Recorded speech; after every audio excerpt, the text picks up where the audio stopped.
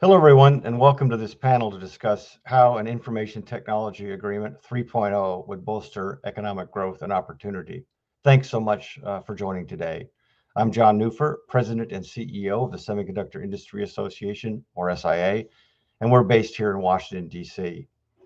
We represent 98% of the U.S. semiconductor industry, as well as nearly two-thirds of non-U.S. chip firms. Our members touch every corner of the semiconductor ecosystem, from manufacturing to design to research.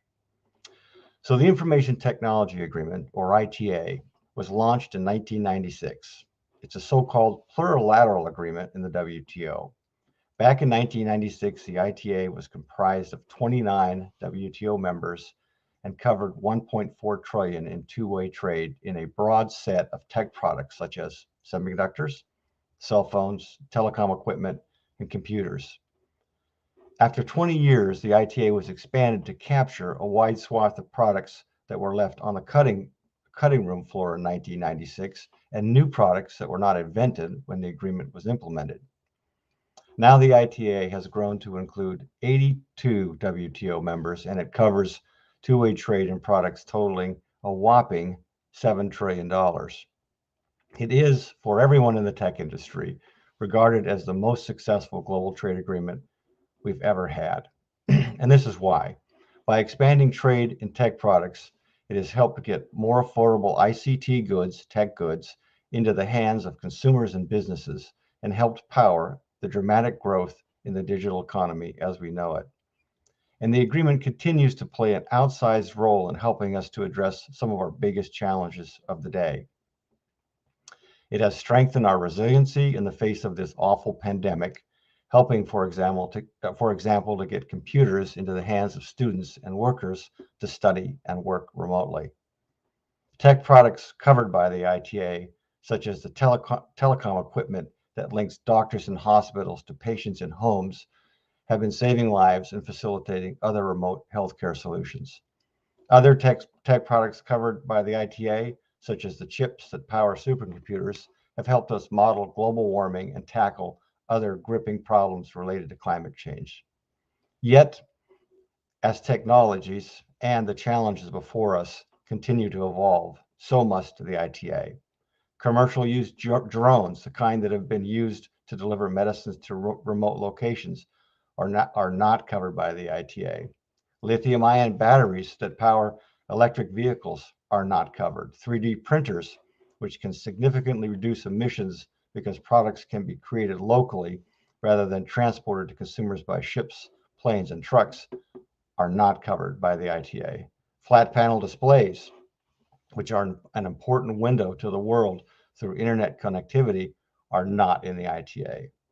The point is, it took 20 years to expand product coverage of the ITA the first time.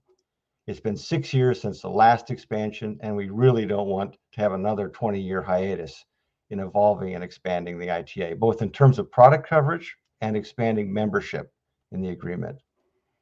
There are simply too many challenges before us that the ITA can help us tackle to wait any longer. So today we have an amazing set of panelists who will discuss with us why the ITA has been so darn important to all of us and why it's high time to expand it again. We'll kick off with Stephen Izell, Vice President of Global Innovation Policy at the Information and Technology Innovation Foundation. He'll present findings of a really great report he and his colleague at ITIF, Luc Descoli, recently wrote and released on the benefits of the ITA. Stephen, by the way, has been the big brain trust for virtually everything ITA, having written maybe a dozen reports and briefing documents on the agreement in the past years. Then we'll hear from Magnus Medius, Corporate Head of Trade Compliance at Ericsson. Magnus, too, is an ITA aficionado, having spent countless hours on planes going to and from Geneva, working to get the ITA expanded 6 years ago.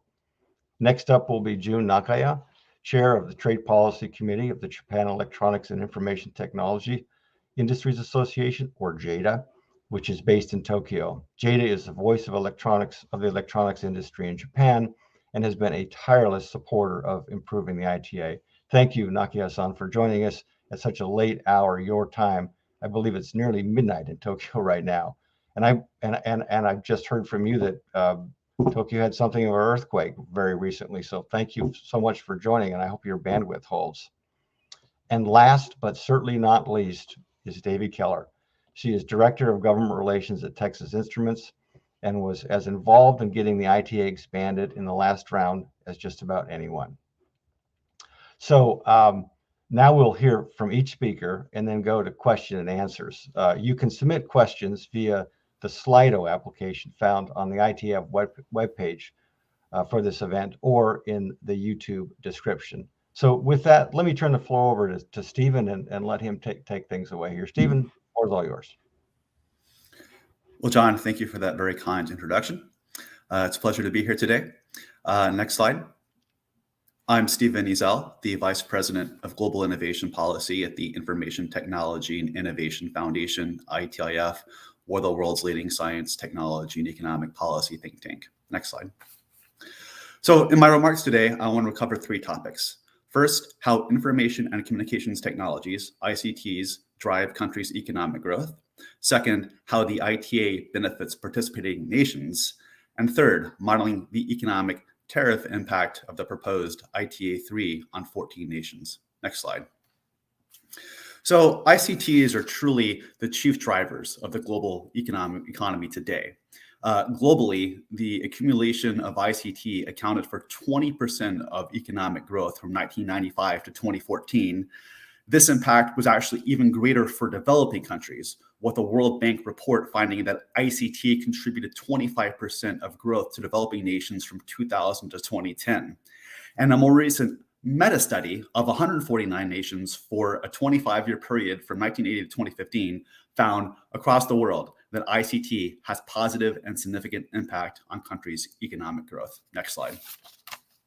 This impact arises because ICTs represent super capital that exert an outsized impact on productivity and innovation. In fact, ICT capital has 3 to 7 times more impact on firm productivity than non-ICT capital does. And ICT workers contribute significantly more to productivity than non-ICT workers do. Next slide, please. And it should be noted, next slide. So ITA participation supports countries' economic growth in 3 ways. First, it boosts their levels of productivity and innovation.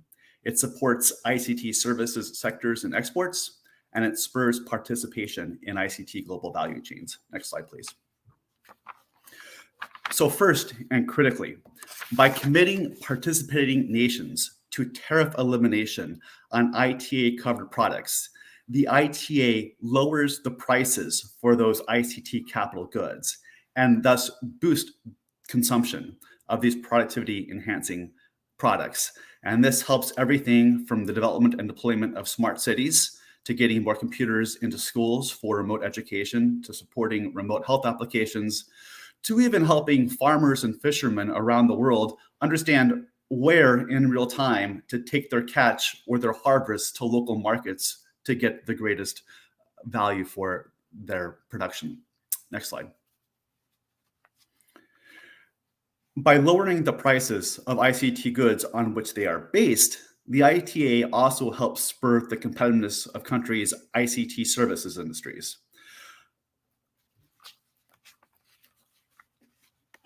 And one way that this manifests is that, to the previous point, sorry for the confusion slides, OECD research has found that there is for every 10% increase in ICT task intensity, wages for employees increase across the OECD on average by 3% and as much as 4% in the United States.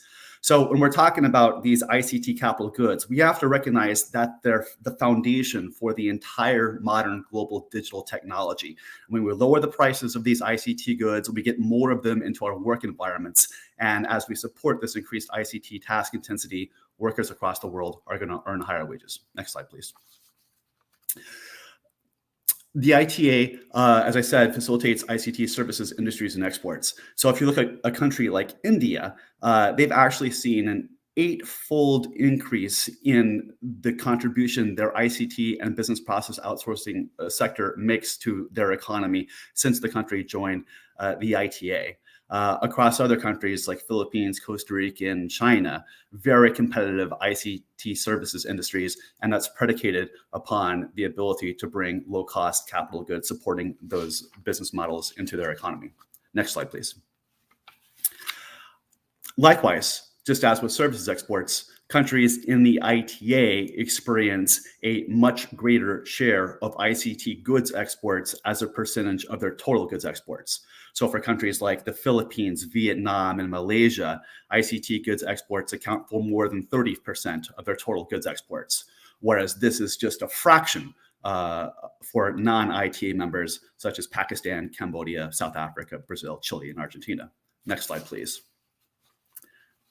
In fact, when you look across the world at countries' participation in value chains for the production of ICT products, what we find is that ITA members, on average, have about 1/3 greater participation in ICT global value chains than non-ITA member nations do.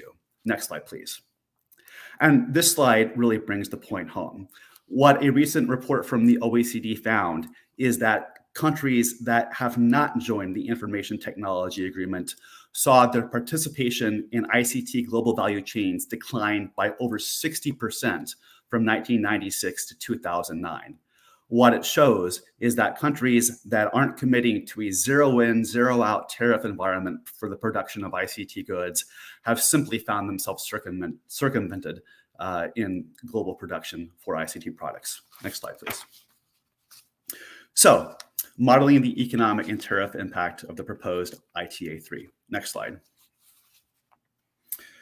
So, ITIF examined the potential economic impact of an expansion across over 400 discrete ICT products and components in 250 over 6-digit product codes.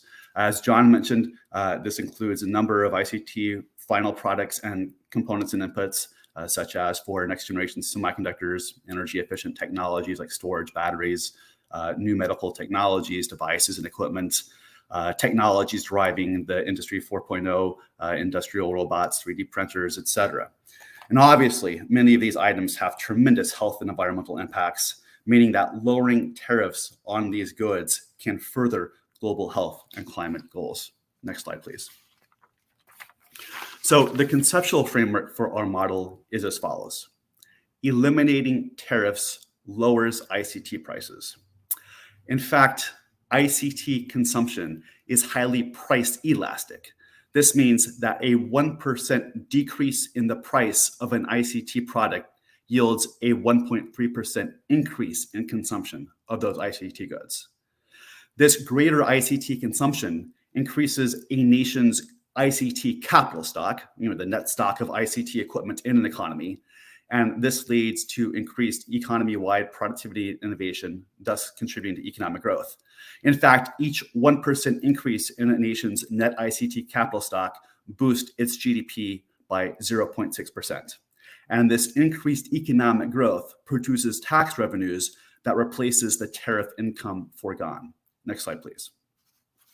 So ITIF used these dynamics in its report, How an Information Technology Agreement 3.0 would bolster economic growth and opportunity, to find that an ITA-3 could boost global GDP by almost $800 billion over a 10-year period. These effects would actually be strongest for the United States, which would realize about 1/4 or $200 billion of that economic growth, with the US economy potentially being 0.83% larger over the course of a decade than would otherwise be the case, with over 78,000 new jobs created in the US economy. Next slide, please. But IT found consistent growth benefits from IT participation of an ITA-3 for all 14 countries studied. Actually, the 2 countries that have experienced the greatest growth would be Pakistan and Kenya, which would see their growth increase by 3.2% and 2.2% over a decade. Brazil and Nigeria would also realize high growth of 1.6%. Next slide, please. And for about 1/3 of the countries in the report, we found that they would recover a great deal more of the tariffs foregone in taxes from the stimulated revenue growth. For the US, over a 10-year period, we'd actually be able to recover 160% of tariffs foregone from an ITA-3 from increased economic growth. Other countries like Kenya and Brazil would have over 183%. And it should be noted that even for countries like Vietnam and Thailand, for which they would not receive full tariff recovery, participation in the ITA still makes great sense for these countries because of the economic growth it would engender, because of the greater wages that could be realized through higher levels of ICT-driven work in their economy. Next slide, please.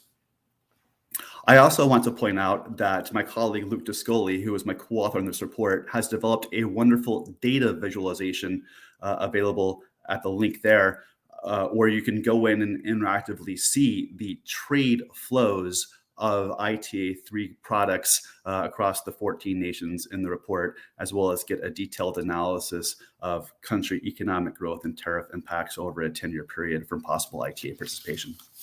Next slide, please. In conclusion, as John said at the outset, the ITA has been perhaps the World Trade Organization's most successful plurilateral free trade agreement. Both ITA accession and ITA-3 expansion create a win-win-win for the governments, businesses, and citizens involved. And for global policymakers, the message is, it's now time to be in pursuit of an ITA-3. Next slide. Thank you. And I will now turn the presentations over to my colleague Magnus. So hi, and thanks, Stephen. I hope you can all hear me. Otherwise, I'm sure that I'll get a note in my chat here. I have a new pair of headphones on me, but I hope everything will work. So first of all, thanks for inviting me to this symposium. It's a very important topic. My name is Magnus Medius. I'm a Swede. I work for the Swedish telecom infrastructure company Ericsson, where I am heading up our corporate group for trade and compliance. I'm global head, and I've been working for Ericsson for the last 13 years. I've also been managing this topic for Digital Europe for 12 years, and Digital Europe is the leading trade association for the digital trade industry in Europe, but also including a lot of companies from overseas, Japan and the US included. The information technology agreement, I have followed this for quite some time, as I said, and actually when I first stepped into the office at Ericsson, I got an overview from our head of public policy and public affairs, and he gave me an overview of our trade policy priorities at the time. And I remember it as it was yesterday, because it was a quite straightforward list. Number one was the information technology agreement. Number two was the information technology agreement. And number three was the information technology agreement. And he also said something else that stuck to me, and that was that the ITA is a vaccine against all the complexity that we experience in the ICT supply chains and in the ICT sector with our complex supply chains. It's a vaccine that makes us able to handle all the complexity in rules of origin, in competing FTAs, foreign trade agreements, free trade agreements, and makes it possible for us to provide our products in an efficient manner. So that's a bit of a backdrop, and therefore information technology agreement and the ITA, it's actually my favorite topic, and I also get to speak about everything I think is good with ICT in general, but also Ericsson in particular, how it enables growth, innovation, how it helps people in their everyday lives, and why it's so important to import and have ICT, and why it's able to use for other sectors. So moving to the next slide, and going into the presentation, and first the usual opportunity for me to talk a bit about Ericsson in the United States, and I'm going to keep it quite short.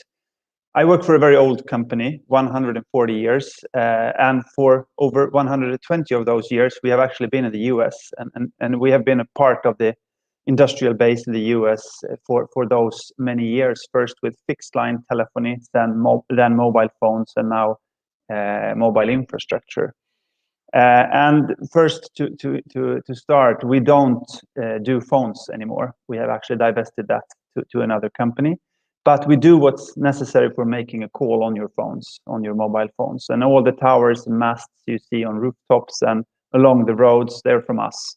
At least 55% of them, I can say, because that's our market share for radio equipment in the US. We're a quite large company, 100,000 employees, but out of those, we employ over 7,700 people in the US. And that brings me to the first ITA nugget. And that is that we believe, and we have studies showing, that 5 new industry jobs are created for every 1 job in the wireless industry, just to start sharing the messages we have about the importance of ICT. It's our most important market. 35% of our business is from US customers, and we do engage with your largest carriers and operators, AT&T, Verizon, and T-Mobile, to mention a few. And as a result of our long-standing engagement, we are also very proud that we've opened our first 5G smart factory, our first fully automated factory in Lewisville, Texas. And that's another example on what ICT can bring. We use 100% renewable energy in the factory, and it's 24% more energy efficient, mainly due to the ICT we use to run it. Next slide.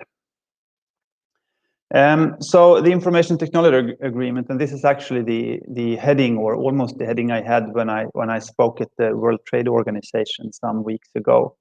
And I think it's an important message, because we have, ever since the ITA was introduced 25 years ago, brought numbers to the table.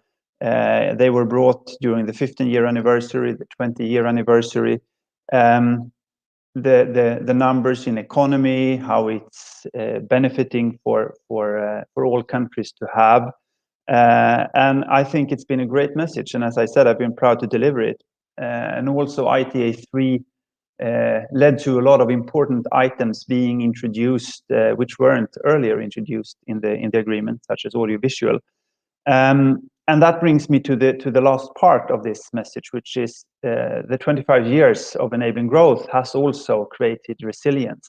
And we have actually seen that, all of us in this call, living through the pandemic, what an enormous importance IT and ICT has had in us being able to not only work, but also, of course, take care of our families and live our lives, even though it's been huge impediments on how we could live them.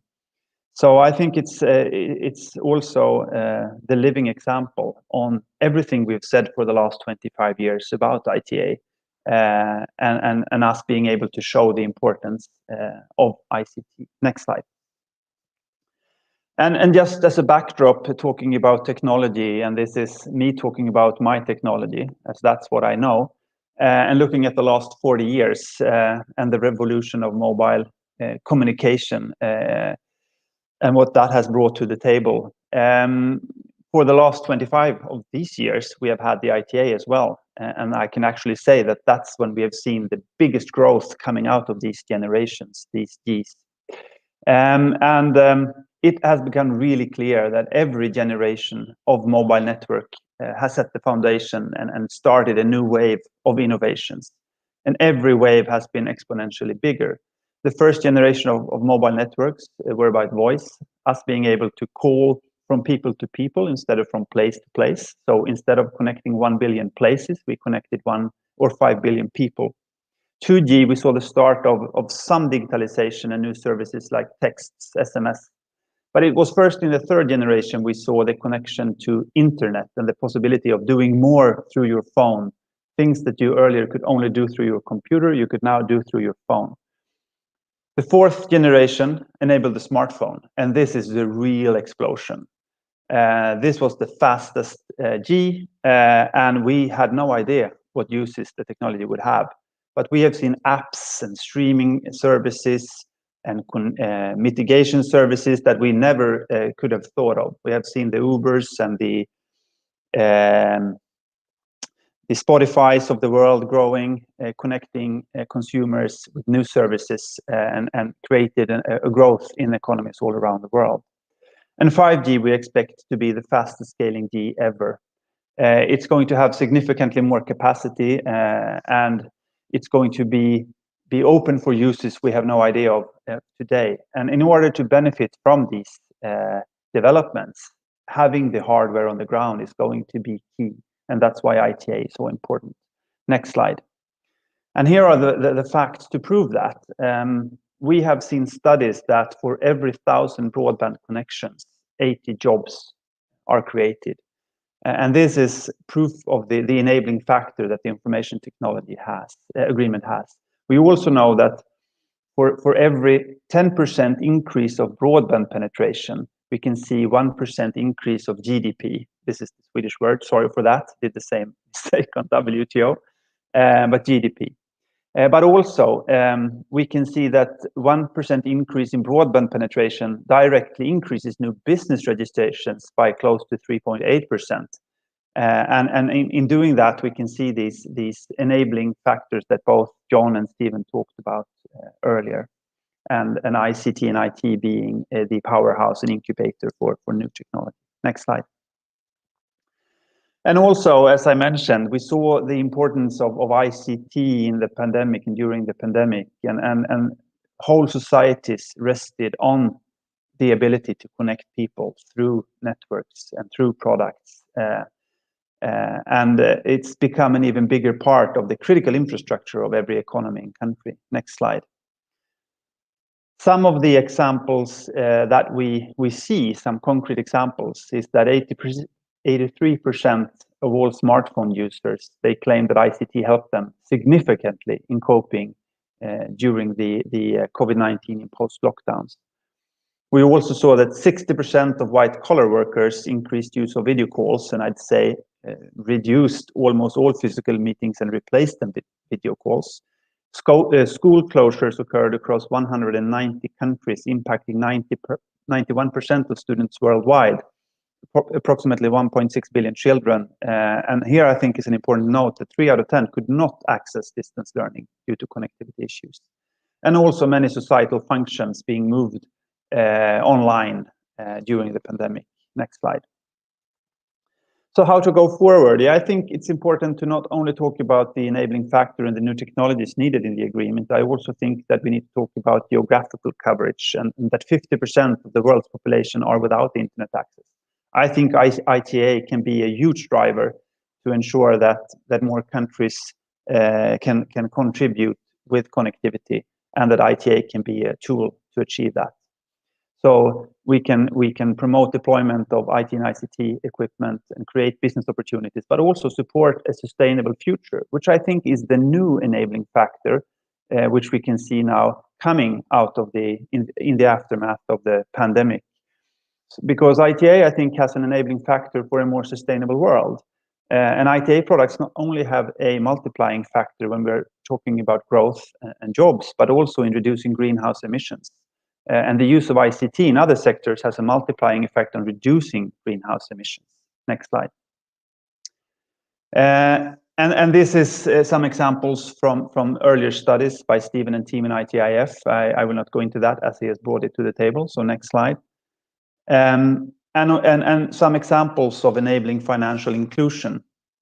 We see in Africa that or in other parts of the world that many people lack banking facilities. And for example, in Africa, 57% of the population lack any form of bank account.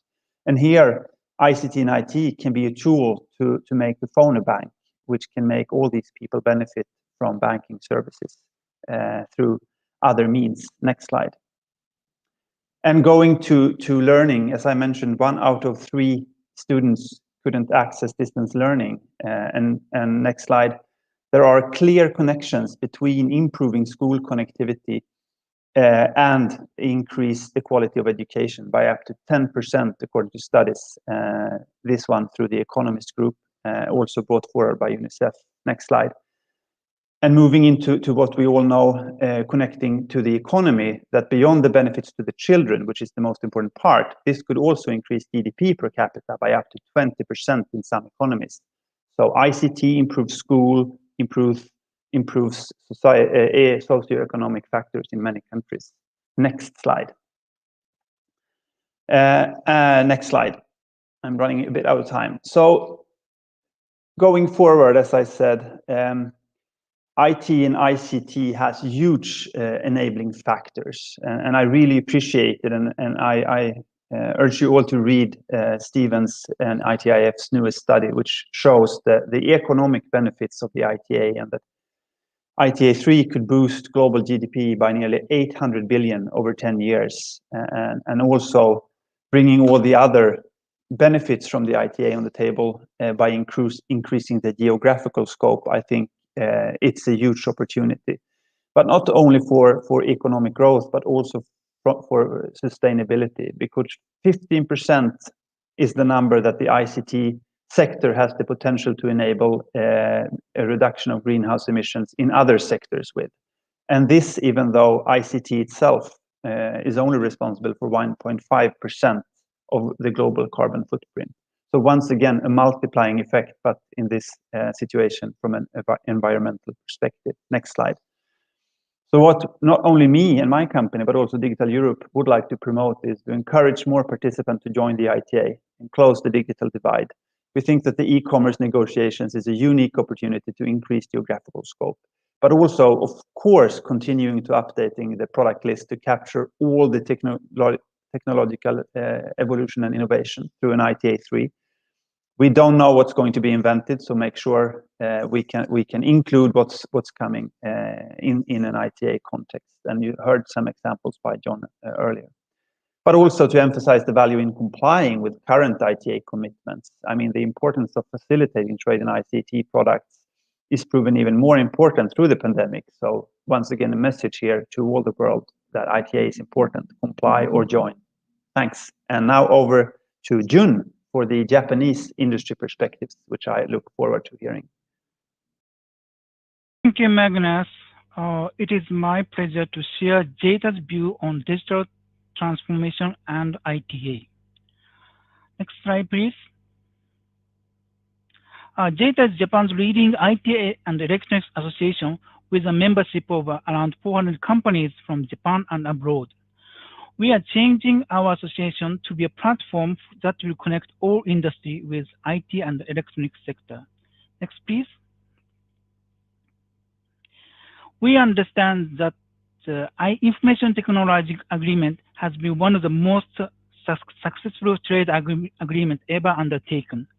The ITA has empowered the formation of efficient global ICT supply chain, which have enabled an open innovation model that relied on close collaboration among suppliers, partners, and customers to bring new ICT products to the world. The ITA has played a critical role in promoting ICT trade and investment, which in turn has driven innovation, boosted productivity, increased employment, accelerated economic growth, and delivered prosperity for all nations. Next slide, please. In these days, new societal challenges are emerging, such as COVID-19, global warming, energy shortage, aging society, digital divide, and so on. Without utilizing ICT products and solutions, these challenges will not be solved. Next slide, please. COVID-19 has brought a social challenge on global scale. Cities were locked down, and people had to work from home, and students were forced to study from home. New tools of system and communication and collaboration have been rapidly deployed. Commuting, business trip, working at the office, and joining events are also dramatically changes. New lifestyle, new type of business, and new sense of value have come out. Let me explain about the case of Japan. The supercomputer Fugaku, which is currently ranked as the world #1 in computing performance, is used for research projects aimed to combat with COVID-19. The overwhelming computing power of Fugaku is utilized for the research of curative for COVID-19 and the simulation for infection control. Next slide, please. I want to touch upon the aging society. The aging rate is a ratio of the population aged 65 and over to the total population, and Japan is ranked #1 in the world. It is forecasted that 1/3 of the total population in Japan will be aged 65 and over in 2036. The aging rate is increasing in other Asian countries such as China, Singapore, and Korea. High aging rate will bring about problems in the social welfare area, such as increase of social security expenses and long-term care administration. Wearable devices, IoT, AI, big data, medical cloud, smart healthcare using virtual reality and augmented reality are expected to contribute to address these challenges. By using wearable devices such as smartwatch, individuals can effectively control their health conditions. Utilization of robots in the long-term care field is also promising. We can use robots to do the hard work required for long-term care and utilize robots to watch over the elderly. As robotics are operated by information technology, IT is located at the center of the future medical and healthcare technology. Next, please. Next. SDGs, adopted by the United Nations in 2015, are the common international goal to create a sustainable world in all aspects of the environment, society, economy, peace, and equality. ICT, which bring about optimization, efficiency, and automation in a wide range of fields, has the potential to greatly contribute to solving social and environmental issues. ICT products and services contribute to the SDGs on a global scale. Next slide, please. Nowadays, the innovative digital technologies such as AI, IoT, blockchain have been changing the society.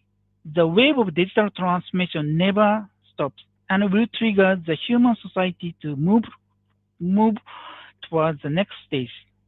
We JETA are collaborating not only with digital industry, but also with other industry sectors to realize the Society 5.0. Society 5.0 is a society where human beings and things are connected by IoT and generates new values and solves social challenges.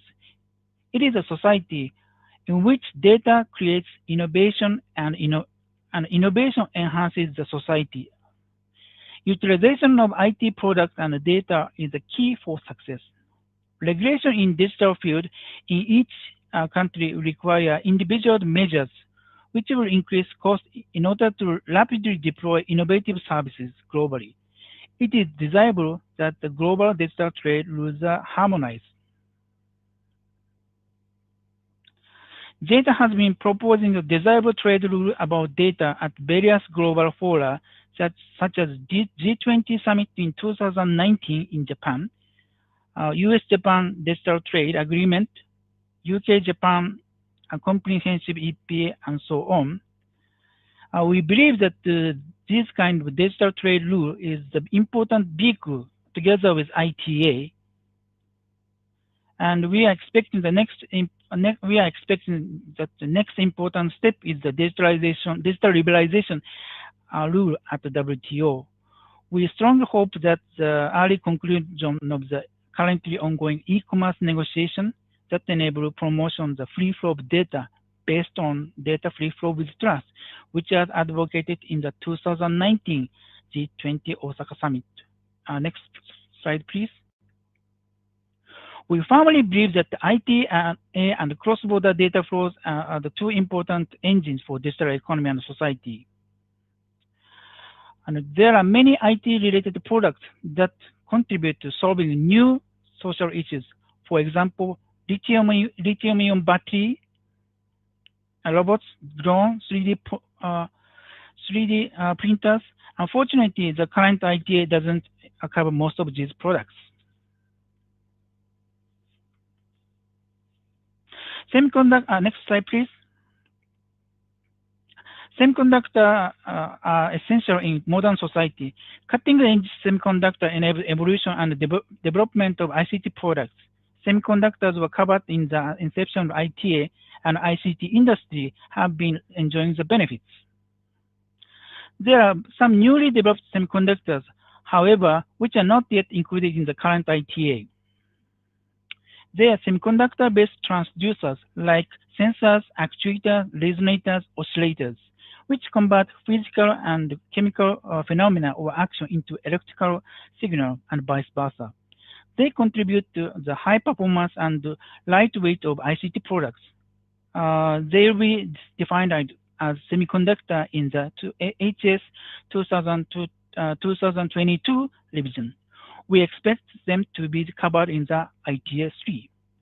Next slide, please. Next slide, please. No. So ITA products have traditionally enriched people's lives, increased productivity, promoted global economic growth, and increased employment. ITA has strongly supported them. In order to solve new societal challenges that have become apparent in these days, realize further economic deployment, and make people's lives comfortable, safe, and secure. Innovation using new IT technologies and products are indispensable. Therefore, it is necessary to further expand the product coverage and also the membership. Now is the time for policymakers to seize the opportunity to further tariff reduction of ICT products. And we expect the ICT negotiation will start soon. This is the end of my presentation. Thank you for listening. So I want to transfer my presentation to the next speaker. Thank you very much. Thank you, Jin. My name is Davy Keller. I'm the Director of Government Relations at Texas Instruments, covering our international trade portfolio. And as John mentioned in his introduction, ITA has been a favorite topic of mine for a long time. And today I'm going to highlight how important the ITA has been to the semiconductor industry and how its further expansion would be a clear positive development for our industry. But first, a little bit about TI for those who don't know us or only know us for our calculators. Texas Instruments is a global semiconductor company. We're a leading producer of analog and embedded semiconductor chips. We have more than 80,000 products, which can be found in a wide variety of electronic products and systems, from electronic doorbells to electric vehicles, to industrial robots and systems, and even to the Ingenuity helicopter that was flying on Mars. Our customers include companies in pretty much every market: industrial, automotive, personal electronics, communications equipment, and enterprise systems, all of whom use semiconductor chips to make their products smarter, safer, more connected, and more energy efficient. As Stephen mentioned and John mentioned earlier, the 400 discrete product lines across 250 HS codes, pretty much all of them either use semiconductors or contribute to the making of semiconductors. So next slide, please. So that's the reason why the semiconductor industry is perhaps the biggest beneficiary of the ITA, because semiconductors go into so much. Allow me to bombard you with some numbers, and heads up, I only have one slide, so this will be quick. So semiconductors are the world's 4th most traded product, only after crude oil, refined oil, and cars. Last year, global semiconductor trade reached nearly $2 trillion US, which is 4 times more than the value of 2020 global semiconductor sales. So this really indicates the large magnitude of cross-border transactions involved in the development and manufacturing of semiconductors. And it's no wonder then that semiconductors are the largest ITA product category, accounting for 32% of global trade of ITA products. So the ITA has been very important given our complex global supply chain. And perhaps the most significant benefit to the semiconductor industry is the cost efficiencies that agreements like the ITA have contributed to the growth of global trade. So according to a recent BCG and SIA report, the ITA and other agreements and global networks have generated cost efficiencies of up to 125 billion. But even more significantly, this from the ITA has been the acceleration and adoption of semiconductor-enabled devices, which has spurred semiconductor demand. The same BCG report I mentioned earlier estimates that there's been a 20% increase in semiconductor-related trade over the last two decades. The combined effect of the cost efficiencies and this greater demand, dramatic increase in demand, and scaled access to global markets has contributed to the precipitous drop in consumer prices for semiconductors. Without this global network, without the ability to trade freely, fairly, and efficiently, the price of semiconductors would be 35 to 65% higher than what it is today. So some might make the mistake that these benefits are all related to tariff savings. I'll say that the tariff savings are just one part of the picture. But more importantly, a zero-in, zero-out trading environment facilitated by the ITA is hugely beneficial to intermediate products like semiconductors because it also eliminates costly, burdensome, and time-consuming administrative customs procedures for crossing borders. Thus, the ITA has also greatly strengthened the semiconductor ecosystem and all the players in it, including designers, manufacturers, assembly and test operations, and also the downstream electronic industries and customers. And I'd say that this has been very critical to the semiconductor supply chain's strength and resilience, which is today a very hot topic. I think most policymakers have acutely focused on the chip shortage, and this has gained critical attention. Just think, without the ITA, how much worse things could be. I know that bolstering domestic semiconductor competitiveness is also top of mind for a lot of policymakers, particularly U.S. policymakers. And just want to highlight that agreements like the ITA are actually a critical part of U.S. semiconductor company competitiveness in the global market. So I mentioned the tariff savings and cost efficiencies. This has allowed companies to channel funds that would otherwise have been spent on tariffs into R&D for future innovations. Semiconductors have one of the highest rates of R&D intensity among all industries, investing about 1/5 of sales revenues back into R&D. I'd say that the push to bolster manufacturing and domestic competitiveness is important. But you can't forget that the majority of U.S. semiconductor company sales, in fact, more than 80%, are to customers overseas. Global product revenues allow U.S. industry to achieve the scale needed to fund large R&D investments that consistently keep U.S. technology ahead of global competitors. So global market access facilitated by agreements like the ITA is very important. But I want to end just that ITA is not just good for semiconductor companies and semiconductor producing nations, it's good for everyone.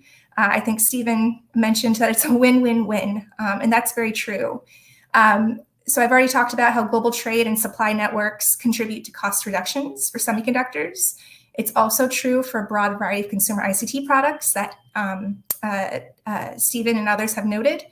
I note that the U.S. Bureau of Labor and Statistics estimated that the ITA has contributed to a drop in import price levels for computers, peripherals, and semiconductors of 96% over the past 2 decades. So this is pretty significant cost reductions.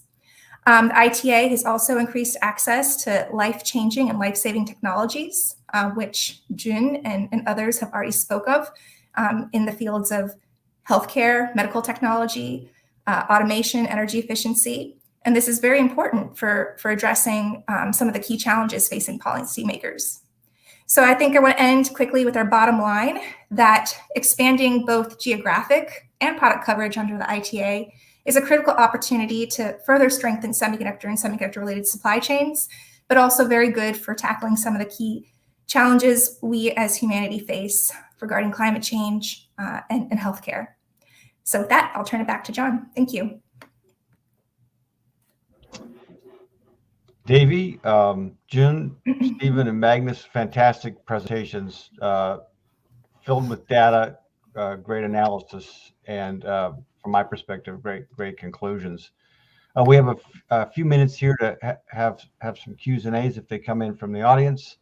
But in the meantime, can I ask a couple of questions that jump to mind? One of them, Stephen, you mentioned that an ITA-3 could contribute 78,000 jobs to the U.S. economy. Can you unpack that a little bit so our audience can understand what's the direct connection between or indirect connection between lowering tariffs around the world on IT products and jobs in the U.S.? Sure. Let me walk you through the math. So in 2019, the United States exported $60 billion of ITA-3 proposed ICT goods. If you scale that to the world, it was $77 billion. Now, if you factor in other countries' tariffs on those US ICT exports, bring those to zero, and apply the 1.3 price elasticity multiplier I mentioned, a 1% decrease in price increases consumption by 1.3, then we arrive at a number of a $3.5 billion increase in US exports of these goods. Now, considering that the Department of Commerce reports that for every $1 billion of US manufactured good exports supports 6,250 jobs in US companies, you have that. Then consider, so that would add to 21,570 jobs. Now consider that each manufacturing job in the US supports other downstream jobs, what are called kind of induced jobs. The Economic Policy Institute finds that every one US manufacturing job supports 2.9 other jobs in the US economy. So factor that together, you get direct manufacturing employment increase of 62,350 jobs. And there's one other channel to look at.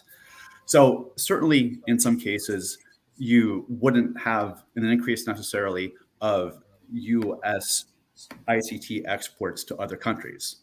But as we grow global exports, you might have a US headquartered enterprise, say in Taiwan, shipping a good to a country like Germany. However, even when there is employment growth in a US affiliate overseas, that has an impact in driving employment at the parent company back home. In fact, economic research finds that a 1% increase in employment at US affiliates abroad correlates to a 0.2% increase in jobs back at home. So we use that second dynamic to calculate another 16,000 jobs that would be created. And that's how we get to our estimate of a $3.5 billion increase in exports of ICT goods from the US and a total support of 78,000 jobs. Stephen, thanks for that. I'll admit I'm a little dizzy with that explanation, but it's that was as simple and clear as I could make it. Great. It's a very interesting number, very helpful number. So Magnus and Davey, you both mentioned how the ITA and zero in, zero out tariff treatment for tech products at the border is very helpful for companies. Can you explain a little bit? You know, there's a spaghetti bowl of trade agreements around the world. How that factors into this, and really how many resources in big companies like yours are devoted to these questions of tariff compliance. Maybe Davey, should we start with you? Sure. Yeah, I think trade compliance is a really important function of a lot of companies. It's very complicated, and covering customs and classification, different codes, keeping up with new regulations. It's really important. Magnus had mentioned rules of origin, that these can be very complicated and different country by country. Even product by product within countries. For example, semiconductors, there's been a trend toward more harmonized rules of origin for semiconductors, but they're still so widely different. And that having to navigate these different ones or navigate different free trade zones or different, customs formalities, that this all imposes a lot of administrative cost and burden.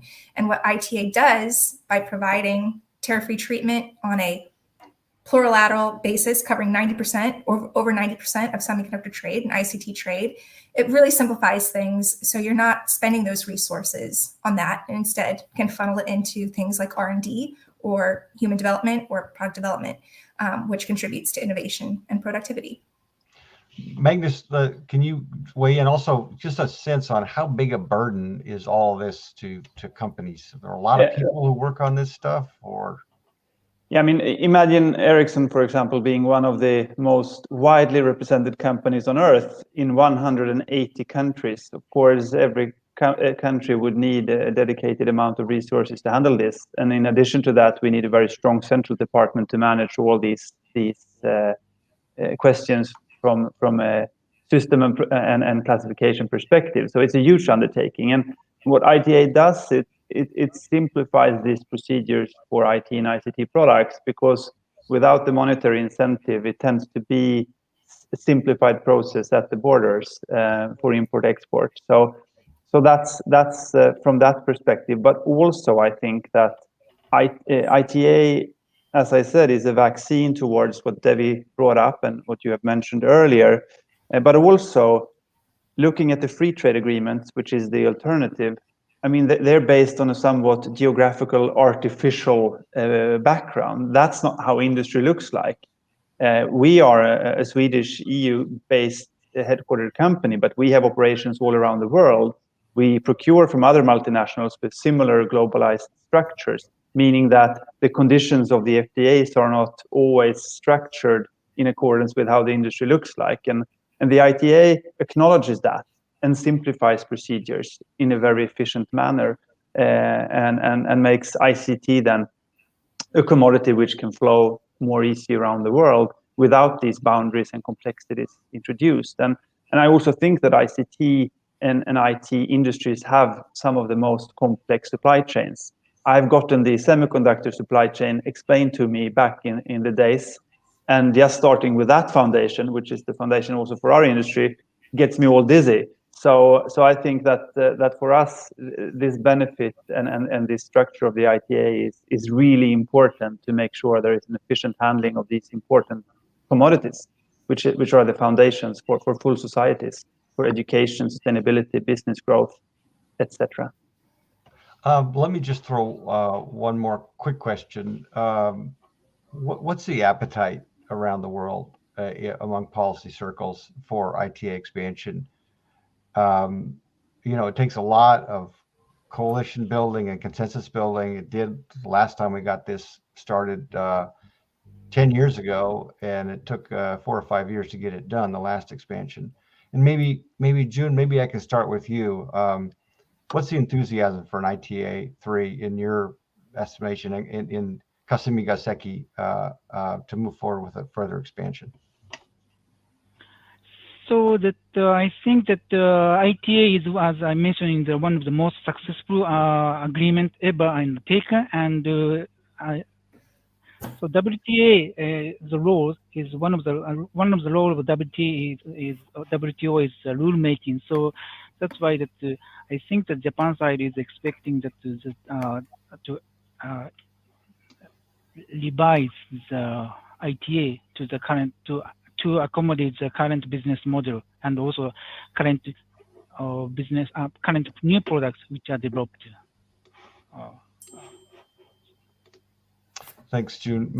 Magnus, do you have a perspective? Yeah, the appetite has always been great for ITA in Sweden, where I'm from. We're a free trade loving country, and we're very engaged. So all perspectives of ITA is favored by Sweden, often good research behind it, both geographical scope and product scope. So there's the appetite is high, but we've also had a great supporter in the EU Commission with a full view of all member states being an advocate for ITA, being a huge driver for ITA-3, and we are already in dialogue with that side to make sure that they understand the industry drive around this, and we see a good appetite there as well. But also, I would like to remind all in the audience that the industry has been very involved in all of these processes from '97 and onwards, and brought all the good examples to the table to show the benefits in practice. And John, I'll just add that if the Biden administration wants a middle-class trade agenda that creates jobs, an agreement like the ITA-3 is exactly how you do that. While also reanimating the global trade agenda in a positive way and spurring actionable deliverables of the WTO. I would agree with that 100%, Stephen. So I think we're about 30 seconds time left here. I just want to wrap up by saying a couple of things to the policymakers in Washington and around the world. I think the overarching message coming out of this panel is that it's time to get on with the business of expanding both product coverage of the ITA and increasing membership. To the audience, I just want to say thank you so much for joining us for this hour, and for the panelists. Wow, what great presentations! Thanks so much, Davey, Magnus, June, and Stephen. Really appreciate your presentations and the conversation here. Thank you very much.